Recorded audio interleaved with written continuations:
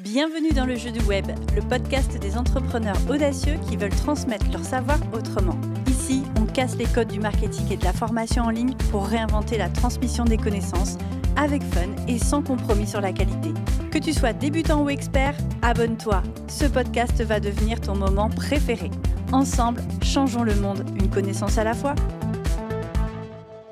Hello à vous, bienvenue dans ce nouvel épisode, un petit peu spécial, c'est l'été. Avec Ornella justement, on est en train de se dire, on va changer le titre du podcast, il ne va plus s'appeler le jeu du web, mais nos nombrils et nous-mêmes. Et du coup, voilà, c'était aussi pour vous partager un peu qui on est, nos points de vue, notre vie, que vous nous connaissiez un peu mieux derrière les emails que vous recevez, les événements qu'on organise, parce que voilà, derrière des entrepreneurs, il y a aussi des vies, des prises de décision, des chemins, voilà. Donc tout ça, on va vous le partager dans cet épisode où je vais interviewer ma très chère associée Ornella, qui est aussi mon amie, hein, depuis 6 ans qu'on travaille ensemble. Et du coup, je vais lui poser des questions pour en savoir plus sur ce qui se passe, ce qui s'est passé dans sa vie, ses pensées, le futur, tout ça. Coucou Ornella, Salut Isa. Tu comment sais, vas-tu? ça va bien. Après, j'ai un peu le trac parce que c'est ma première interview. C'est la première fois que je me prête à ce jeu-là. Donc, écoute, je suis Ouais. impatiente de répondre aussi à tes questions. Eh bien, écoute, on va commencer du coup avec la première. Si tu devais résumer ton parcours en 3 étapes clés, tu choisirais lesquelles et pourquoi? Alors déjà, je tiens à dire que cette question m'a donné du fil à retordre. Pendant toute une nuit, j'ai réfléchi. 3 étapes clés. Il y a tellement de choses qui se sont passées dans ma vie. J'en ai quand même sélectionné 3. La première, c'est mon adolescence. Parce que en fait j'ai toujours su, je pense au fond de moi, je voulais pas la vie de monsieur et madame tout le monde. J'ai une espèce de petite boule de feu au creux du ventre, voilà, qui me faisait dire, voilà, moi je me vois pas rester 20 ans, 30 ans dans la même entreprise. Je veux voir des choses, j'ai besoin d'adrénaline. Donc là vraiment c'est vrai, voilà, c'est une des étapes clés de ma vie qui m'a fait prendre certaines décisions par la suite. Et ça s'enchaîne très bien avec la deuxième étape qui est ma première expatriation au Mexique. Là, j'ai vraiment compris que c'était ça la vie que je voulais. Voilà, j'ai adoré cette étape de ma vie qui, du coup, a ouvert plein de portes sur les possibilités et tout ce qu'on peut réaliser dans une vie. Et enfin, la troisième étape clé, je pense, c'est le Covid, comme beaucoup de personnes peut-être. Mais le Covid, moi, en fait, il m'a fait faire un switch à 360 degrés et m'a obligée aussi à me réinventer. Et c'est une étape qui m'a fait te rencontrer, chère Isabelle. Yes. Et c'est ça que j'aime avec Ornella, c'est qu'elle est maman et malgré tout, dans les 3 étapes clés, il n'y a pas d'enfant. Et ça, c'est cool parce que c'est pas, tu vois, ça veut pas dire que t'aimes pas Léo, mais ça Ah veut oui, dire aussi que ça te définit pas en tant que humain, que chemin de vie, des choses voilà, qui ont bouleversé, même si j'imagine qu'avoir un enfant, ça peut bouleverser. Et c'est ça que j'aime aussi chez toi, c'est que avec Ornella, c'est la seule maman avec qui on ne parle pas beaucoup d'enfants, en fait. non, très peu. Voilà, très peu. Non, mais c'est vrai, t'es une femme, t'es une entrepreneur, t'as des choix de vie et c'est chouette. Donc, je voulais le préciser quand même. Merci. Et du coup, si tu devais résumer ton enfance en quelques phrases, qu'est-ce que tu dirais? Je dirais que jusqu'à l'âge de 11 ans, on a beaucoup, beaucoup, beaucoup déménagé, peut-être 19 fois, je pense. Ah oui, quand même. Ouais, quand même. Le travail de mon père à l'époque, en fait, en était aussi la raison. Je pense que c'est aussi ce qui m'a donné la bougeotte après dans mon parcours de Hmm. vie et ça m'a appris à m'adapter. Donc voilà. Et puis les années suivantes, j'ai grandi à la campagne, c'était plutôt cool. J'ai que des bons souvenirs de mon enfance, en quelques Parce lignes. qu'il faisait quoi ton papa, du coup? Artisan, mais pendant quelques années, il travaillait en Suisse et du coup, voilà, il bougeait beaucoup, donc on a pas mal bougé, on l'a suivi jusqu'au moment où il s'est mis lui aussi à son compte et où on est resté un petit peu plus stable. Je comprends mieux maintenant pourquoi tu fais tes bagages tous les ans. Tout C'est vrai, s'explique. c'est C'est bon. vrai. Parce qu'il y a des informations, je pense que je vais découvrir aussi pendant cet épisode. C'est bien, Oui. ça va nous apprendre encore plus à nous connaître. Du coup, c'est quoi l'élément déclencheur qui t'a donné envie d'entreprendre? Je pense qu'il n'y en a aucun. J'ai toujours eu envie d'entreprendre parce que bah, déjà, j'ai toujours vu ou pratiquement vu mon père le faire, même Mm, mon grand-père, etc. Voilà, dans la famille, ça entreprend. Et peut-être aussi parce que c'est à cause de mon caractère. Voilà, je n'aime pas trop être l'idée, du moins, j'aime pas les ordres. mm. Après, voilà, je me suis quand même, comment dire, adaptée hein, quand il fallait le faire. Mais ouais, je pense que ça a toujours été en moi et c'est même si il y a des hauts, des bas dans l'entrepreneuriat, pour moi, c'est aussi un symbole de liberté. Mm. Donc voilà, j'ai pas un, comment dire, un élément déclencheur particulier. Ok. Et dans ta vie pro, la première victoire que tu as vécue et qui t'a fait dire, OK, je suis à ma place, ce serait quoi? Alors là, j'ai beaucoup réfléchi aussi à cette question et c'est pas forcément une victoire pro à proprement parler, mais c'est plutôt une fierté. C'est le jour où en fait j'ai décroché un poste de directrice administrative et financière dans un groupe de 3 entreprises à Nice. À l'époque, j'avais 27 ans. J'avais jamais Mm. dirigé aucune équipe. Mais en fait, j'ai vu une annonce, j'ai postulé et franchement, je me souviens de m'être bien arrachée. À l'époque, on n'avait pas ChatGPT, hein, je tiens à le Mm. préciser. Pour Il fallait rédiger- réfléchir par soi-même aux Ouais, il réponses qu'on fallait. donne. Exactement. J'ai rédigé une lettre de motivation, mais de dingue. Et puis, j'avais terminé en fait cette lettre de motivation en disant bah, je mets ma détermination et mes compétences à votre service, compétences que vous pourrez modeler à votre image, contrairement à quelqu'un qui est déjà formaté en fait par 10 ans Mm. ou plus d'expérience professionnelle. Et du coup, j'ai passé l'entretien, j'ai eu le poste et je me suis éclatée pendant 2 ans. Donc là, petite Mm. fierté parce que bon, à 27 ans, j'étais cadre Mm. dirigeant, c'était plutôt cool. Mm. Ah, c'est chouette ça. Et qu'est-ce qui t'inspire? On va parler plutôt des inspirations maintenant et Mhm. des valeurs que tu as. Qu'est-ce qui t'inspire au quotidien? Alors, ça peut être dans ta vie, dans le business ou autre chose. Et pourquoi? Bah moi, ce qui m'inspire, en fait, c'est des gens connus et pas connus qui se déchirent pour réaliser leurs rêves en se disant, bah voilà, on n'a qu'une vie, on va tout donner, même si le chemin sera long et fastidieux. Ça m'inspire et ça me booste aussi beaucoup. Et d'ailleurs, j'adore regarder des biopics à ce sujet, quoi. Mm. Ouais, ça m'inspire. Les gens comme ça m'inspirent fortement. Et les gens qui, au contraire, bah, peut-être que tu as croisé ou avec qui tu souhaites jamais travailler, ce serait quel genre de personne? Bah, on va dire que les gens qui m'agacent un peu sont ceux qui se plaignent tout le temps, mais qui font rien pour que leur vie bouge. En fait, ça me... Ouais, ça, je peux pas. C'est quelque chose qui a tendance à m'agacer, voilà, de se plaindre, alors que derrière, bah, tu ne sais pas te remettre en question, tu mets pas d'action en place, et en plus, tu rejettes la faute sur les autres. Ouais, ça a le don de, de m'horripiler. De te gonfler. Mais c'est marrant parce que là-dessus, on se rejoint et je pense que c'est pour ça qu'on travaille si bien ensemble. C'est parce que on a cette capacité à se remettre en question, à se dire, OK, bon, alors maintenant, il n'y a pas de problème, il n'y a que des solutions. Donc, et s'il n'y a pas de solution, c'est qu'il n'y a pas de problème. Donc, trouvons la solution et mettons en place des choses, parce que c'est vrai que Clairement. si tu te laisses gentiment bercer Mm. par tes complaintes, voilà, personne n'avance, quoi. C'est clair Ouais, que... puis quand tu vois qu'il y a des gens qui ont peut-être moins de chance que toi ou moins peut-être de capacité physique et qui se surpassent 10 fois plus que toi, tu te dis, bah, Mm. en fait, si eux, ils arrivent à faire des choses en partant peut-être de plus loin, pourquoi toi, tu pourrais pas y Tu arriver? t'enlèverais pas les doigts Ouais, et non, t'irais pas un peu plus. j'avoue que ouais, c'est clair. Justement, quelles sont les valeurs non négociables dans ta façon de travailler? Alors, les valeurs non négociables, c'est bah, un peu comme toi d'ailleurs, c'est la justice et la justesse. Mm. Le respect, voilà, le respect des individus, le respect du travail bien fait. Parce que je pense qu'on peut se tromper, tu vois, mais on se doit de faire toujours de son mieux pour servir ses clients. Et aussi le fait de ne pas se prendre la tête, c'est-à-dire bah, prendre plaisir à faire les choses, travailler dans la bonne humeur, ça pour moi, c'est vraiment super important. Et je me rappelle la première patronne que j'ai eue, elle a dit ici, on travaille, comment dire, sérieusement, mais sans se prendre la tête dans le sens où voilà, c'est vraiment important qu'on puisse aussi passer des bons moments parce qu'on passe énormément de temps ensemble. Donc si on ne prend pas de plaisir à faire les choses, en fait, ben, tout simplement, on n'ira pas loin. Et donc ça, voilà, c'est des valeurs qui sont pas négociables pour moi. Et c'est des valeurs qui t'ont donné envie de t'associer avec moi dans le Ouais. développement de Price Effect? Clairement, ce sont des valeurs. Ouais, on a des valeurs communes qui font qu'on en est là aujourd'hui aussi, Mm. quoi. Mm. Dans ce qui te fait vibrer dans la vie, qu'est-ce qui, dans la vie perso ou pro, justement, amène cette vibration et qui te fait te lever le matin, en gros, hein? Ouais. Les challenges, même si des fois je me dis, ça va falloir grave remonter ses manches, mais en fait, j'adore les challenges, les voyages aussi. Les voyages, ça me stimule de dingue, de découvrir de nouvelles personnes, faire des rencontres, découvrir comment les gens vivent aussi, bah voilà, sur d'autres continents. Et la cuisine aussi. Cuisiner, ça me fait vibrer. J'adore Ok. cuisiner. Ok.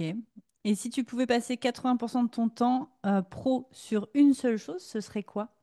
Alors, je crois que ça, on en avait déjà discuté. 80% de mon temps sur une seule et même chose, pour moi, c'est impossible. Parce Mm. qu'en fait, bah, je m'ennuie vite. J'ai un tempérament qui fait que j'ai constamment besoin de renouveau. Et j'aime pas la routine et j'aime faire beaucoup de choses différentes. C'est aussi pour ça que ben, je suis un peu couteau suisse. Mm. Donc voilà, non, aujourd'hui, j'ai pas envie de me focaliser à 80% sur une seule et même compétence, en fait. Mm. C'est aussi ce que je trouve cool avec l'entrepreneuriat et moins cool peut-être pour certains, c'est que tu as besoin quand même de développer beaucoup de compétences ben, voilà, pour développer ton business, pour pouvoir gérer ton entreprise. Et je trouve que c'est ça qui est passionnant. Et du coup, pour les personnes qui nous écoutent, qui, ben, elles, ben, justement, ont envie de partir un peu dans diverses choses, parce qu'on le dit souvent à nos clients, hein, concentrez-vous, mettez le focus sur telle ou telle chose. Qu'est-ce qui fait, toi, que tu arrives à faire tout plein de choses et à bien t'organiser selon toi? Ben, en fait, déjà, le fait qu'on soit deux, qu'on se répartisse aussi les choses, ça aide beaucoup. Parce qu'en fait, le fait d'être deux, ça permet de mettre le focus sur bah, les choses non seulement qu'on aime, mais dans lesquelles on a aussi ben, On de bonnes excelle. capacités Mm. d'exécution. Après, je pense que ce qu'il faut voir, c'est quels sont les... En fait, c'est toujours une histoire de priorité. Donc, bah, j'ai un projet, je veux le mener à bien. De quelles compétences j'ai besoin? Quelles sont les tâches, les grands piliers, les choses que je dois réaliser? Quelles sont les sous-tâches, etc. Et bien d'aller, comment dire, d'aller dans le développement de ces choses-là pour pouvoir arriver au bout. Et oui, ça demande beaucoup d'organisation. Je me souviens, il y a plus de 10 ans, quand j'ai commencé à travailler en freelance, j'avais un bordel de dingue partout sur mon bureau. Enfin, c'était franchement la cacophonie. Je n'étais pas on est là organisée d'aujourd'hui. Mais après, Mm. j'avais bossé aussi avec Jim, mon mari, dans un tout autre domaine qui, lui, est une personne méga organisée. Il a vu mon bureau, il m'a dit, écoute, si tu commences comme ça, si tu te t'imposes pas des règles et que voilà, je sais que tu aimes bien être un peu en mode freestyle, etc., mais en fait, tu n'y arriveras jamais. Donc, essaye de t'organiser. Il m'a donné voilà, des tips, etc., que j'ai appliqués. Et grâce à ça, ben, j'ai pu Mm. bah, réussir voilà, à mettre mon focus là où il fallait parce Mm. que je m'étais organisée aussi. Et c'est ce qu'on dit à nos clients quand ils rejoignent, par exemple, notre programme, l'Académie des formateurs innovants.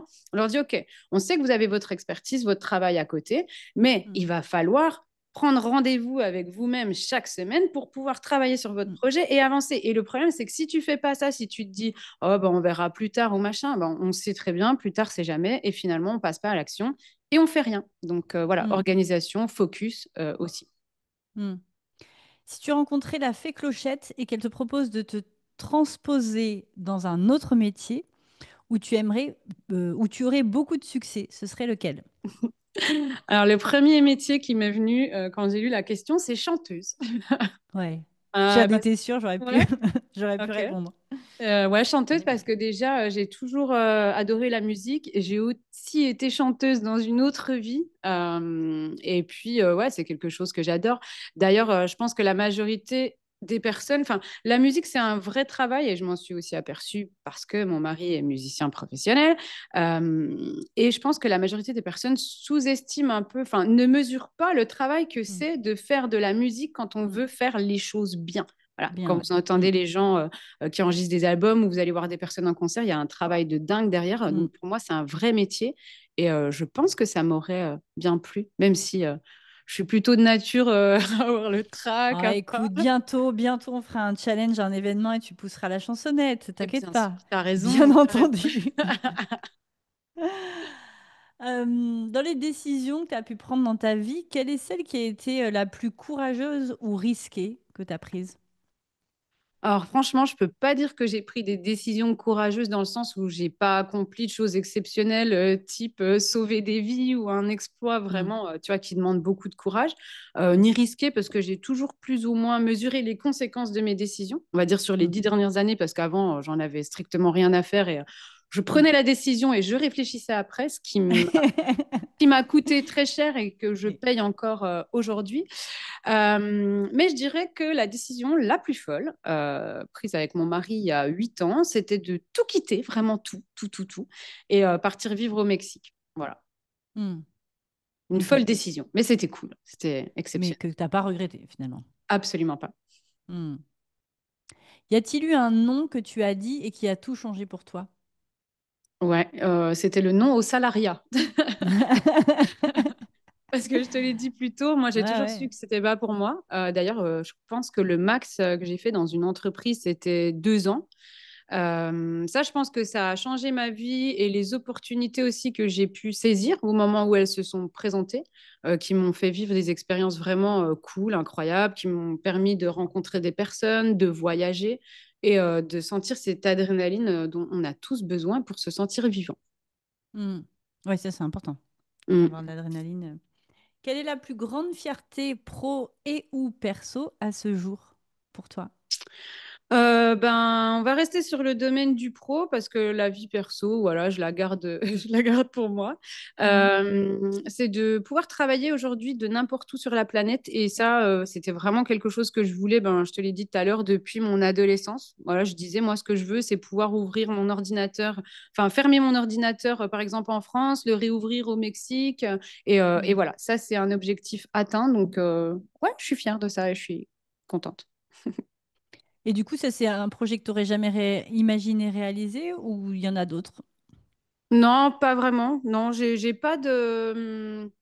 On va dire que j'ai des projets. Après, je reste quand même les pieds sur terre. Tu vois, si demain je visais, je sais pas, quelque chose de tout à fait improbable, bon, je sais qu'il y aurait peu de possibilités pour que j'atteigne cet objectif. Après, j'essaie de me viser quand même. Enfin, j'essaie de me fixer, pardon, des projets ou des objectifs que je peux réaliser pour pas être trop déçu, quoi. Hmm. Évidemment, dans nos chemins de vie, on fait des erreurs, on apprend des choses sur le Mm. passage, au passage. Toi, quelle est l'erreur ou la chose la leçon en fait que tu as apprise et que tu aurais aimé apprendre plus tôt?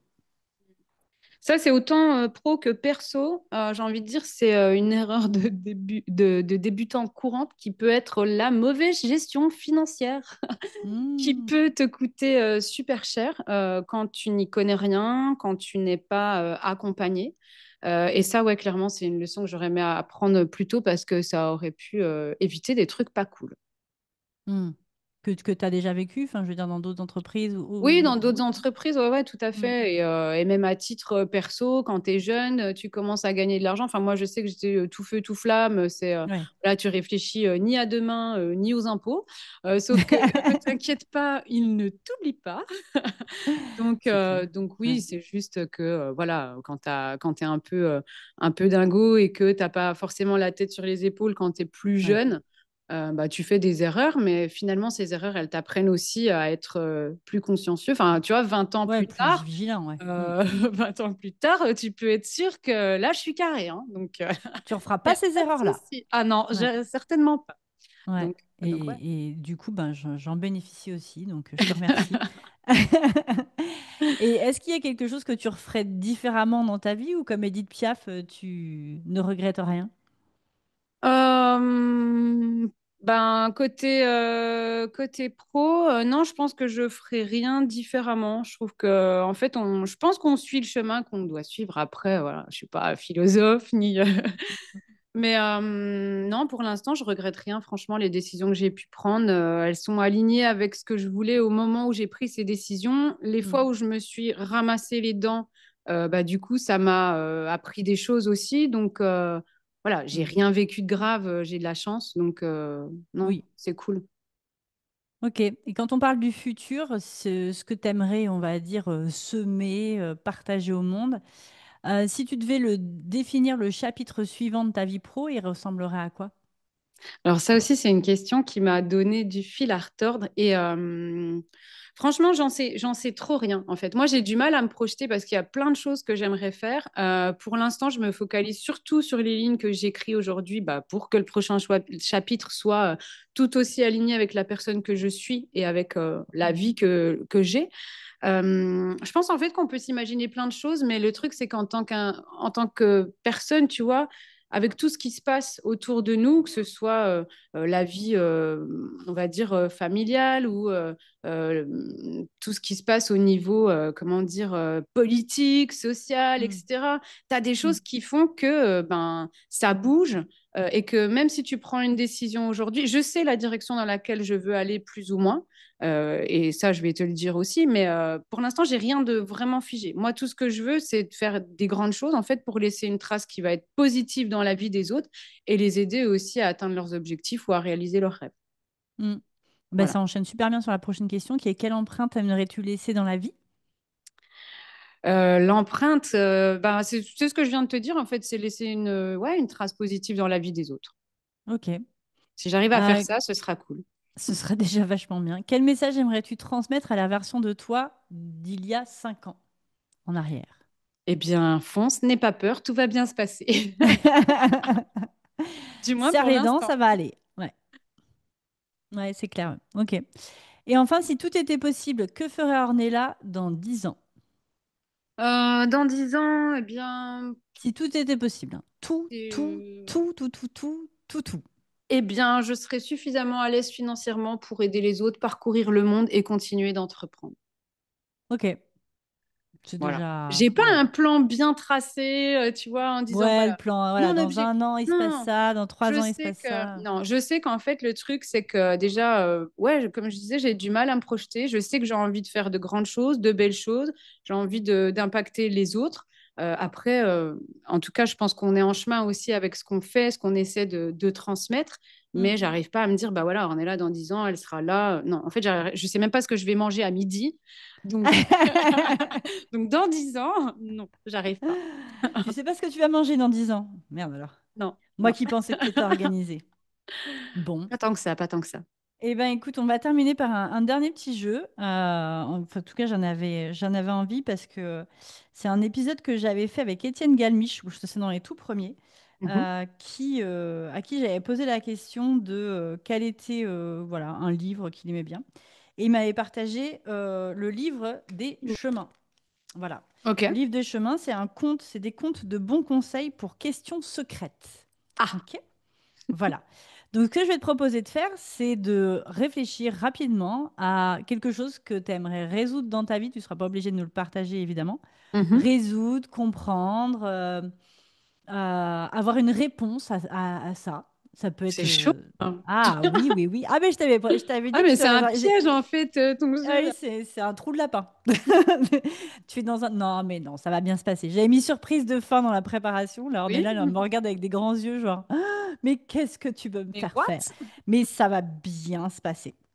Donc, le livre des chemins, il est de Henri Gougeot, Mhm. est un livre très intéressant, puisque, bon, alors, idéalement, il faut l'avoir dans les mains.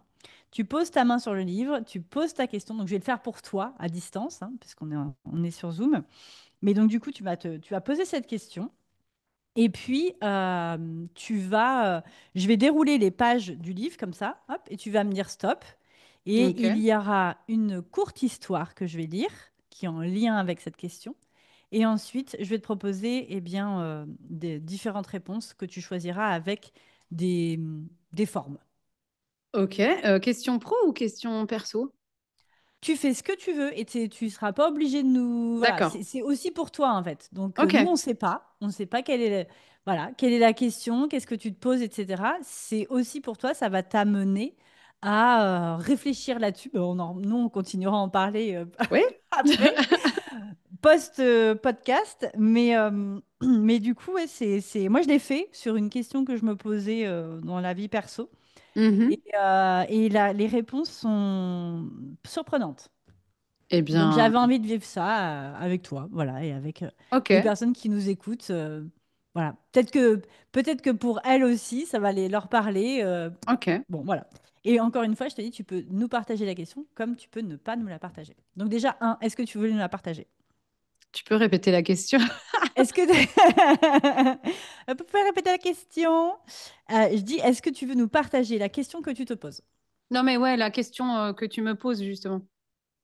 Bah, Ah, c'est ça. Est-ce que tu ok. veux est-ce que tu veux dire oralement la question que tu te poses ou pas? Est-ce que tu veux la garder pour toi?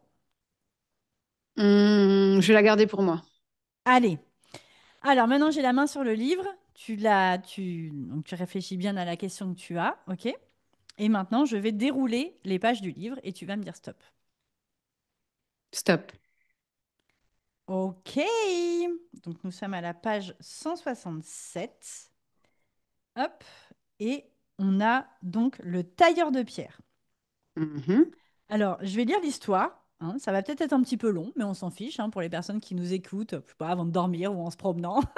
Vous mettez en accéléré. Vous mettez en accéléré ou vous coupez, vous faites autre chose. Voilà. Mais si vous avez envie d'écouter le tailleur de pierre, bah c'est parti.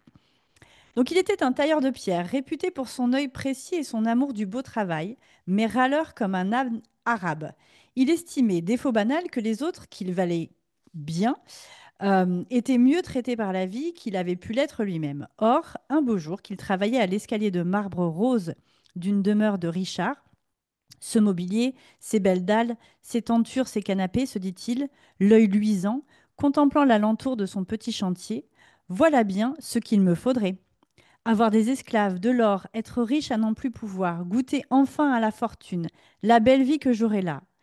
Comme il rêvait ainsi, une fée amoureuse traversa par hasard le vent de ses pensées. Oh, le beau désir, se dit-elle. Elle l'exauça, par jeu, pour voir. Et voilà le tailleur de pierre orné de bagues, de colliers, affalé sur un lit de roses, environné de champs mutins. Heureux? Oh oui, mille fois oui. Mais quel est ce bruit dans la rue? Un serviteur accourt, l'informe.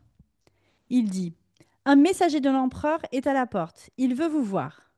Plus tard, je ne suis pas dispo, répond l'autre, les yeux mi-clos en sirotant une orangeade. L'émissaire impérial, aussitôt prévenu, fronce les sourcils et se fâche.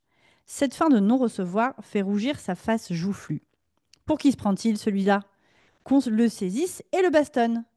Le tailleur de pierre, enrichi, voit à l'instant son paradis submergé de soudards féroces. On le traîne en place publique, on lui arrache ses habits. Sans coup de gourdin l'estourbisse. Le voilà nu, seul, à genoux dans le crépuscule désert. La richesse, hélas, que vaut-elle, gémit-il, le front dans ses mains.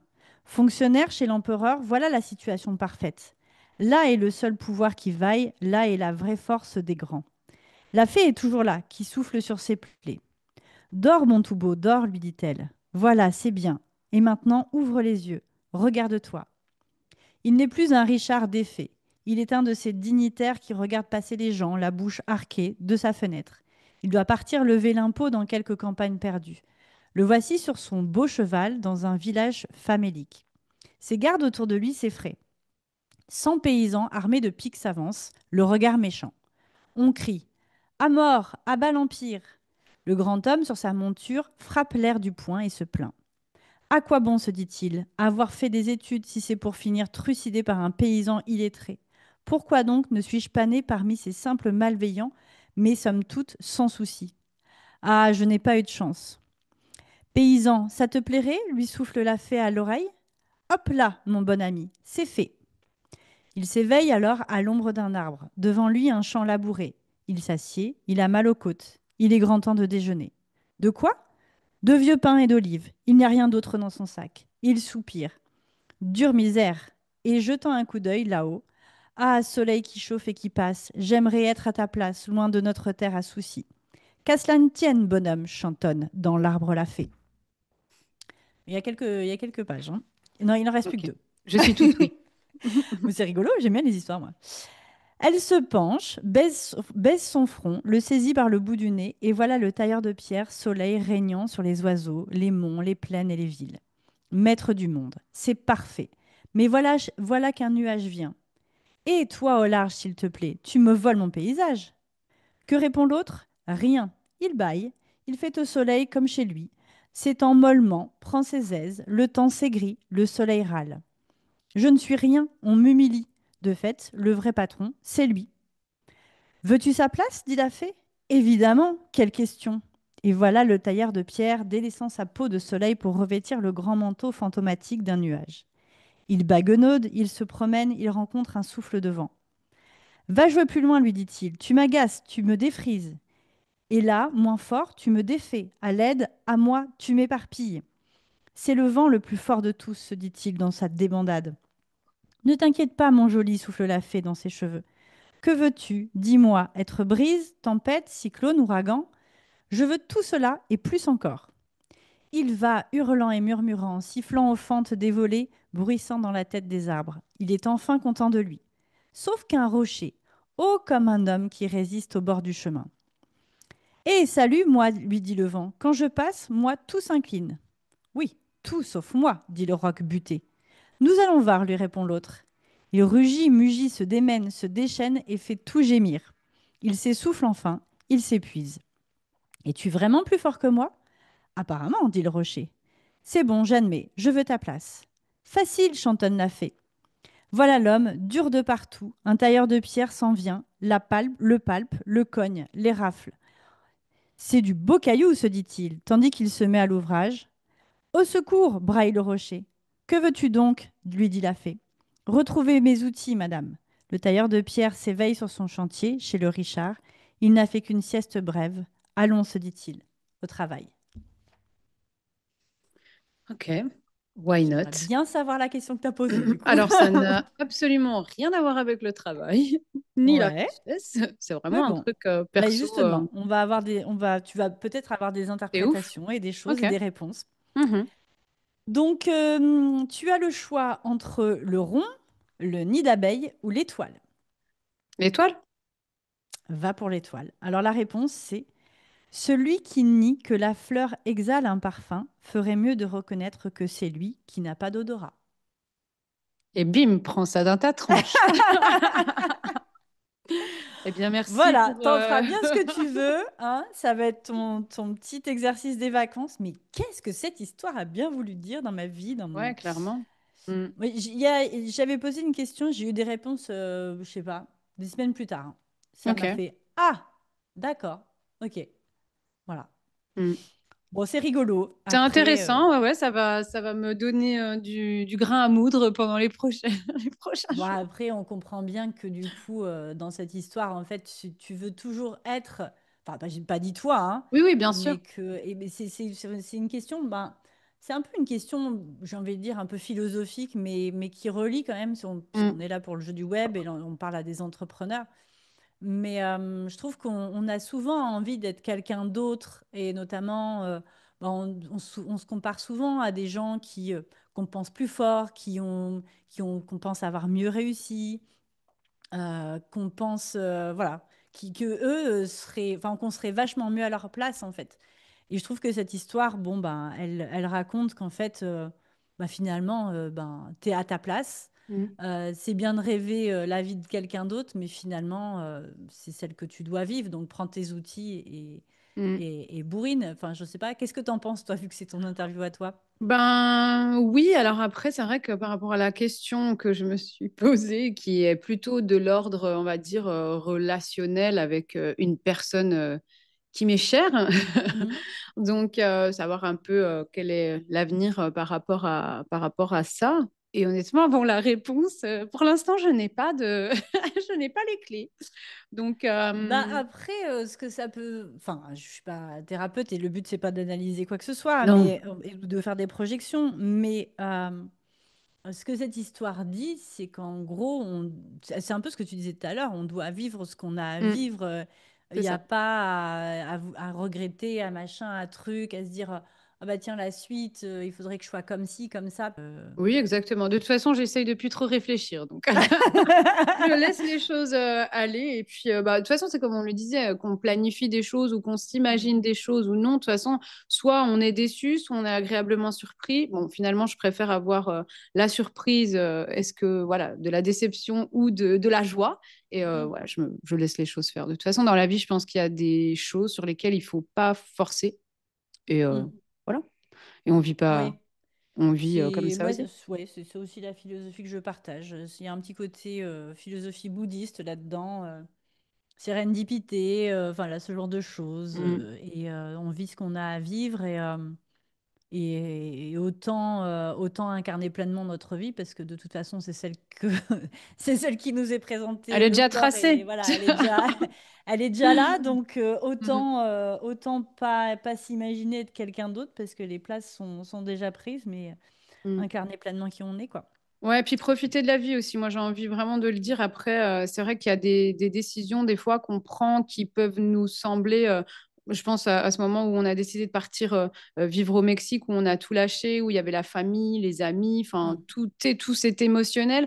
Mais en même mm. temps, si vous prenez en compte que l'émotionnel sans penser à vous, ce que vous voulez vraiment pour votre vie, quelles sensations vous avez envie de ressentir, sachant qu'on n'a qu'une vie, que demain tout peut s'arrêter.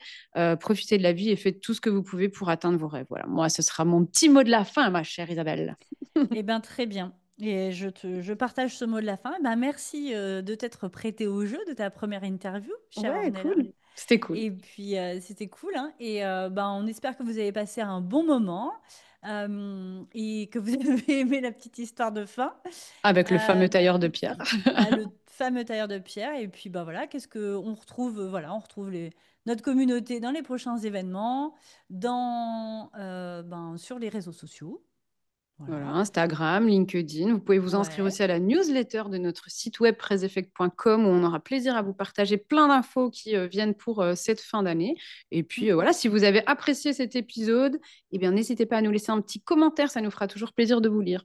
Ouais, et le liker sur Apple Podcast ou sur la plateforme sur laquelle vous êtes. Des gros bisous. Merci Gros encore à bisous, toi. À avec bientôt. plaisir, à bientôt. Et vous qui nous avez suivis dans cet échange jusqu'au bout, si vous voulez soutenir notre podcast et nous aider à changer le monde une connaissance à la fois, rendez-vous sur Apple Podcast ou votre plateforme d'écoute préférée et donnez une note et un avis qu'on aura plaisir à lire, Isabelle et moi. En attendant, on vous souhaite une belle journée et on vous dit à bientôt.